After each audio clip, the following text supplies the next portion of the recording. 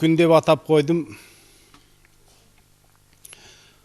Ошол үркүн темасы ушул азаттык заманыбыз келгенде козголуп, ошол өтмүш болгон элдин кайгы муңу ачык айтылып аткан кездерде ушул ар бир кыргыз толгондуу болуш керек ошол үркүндөгү болгон окуяларга.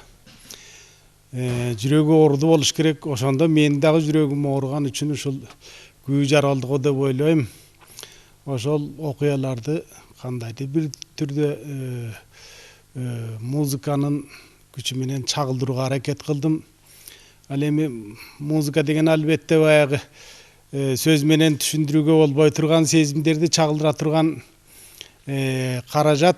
Ошого караганда бул күүнү комментарийлеп, аны чечмелеп айтып берүү менимче ылайыксыз нерсе болуш керек эле. Бирок ошондо дагы ушул күүнү ошол үркүндөгү болгон окуяларга кичине шайкеш келгидей кайрыктар пайда болгондуктан ошол дагы ошол үркүн деген теманы тандап алгандыгымдан улам ушу бири бирине айкашып ушул күйүү жаралдыгы деп ойлойм.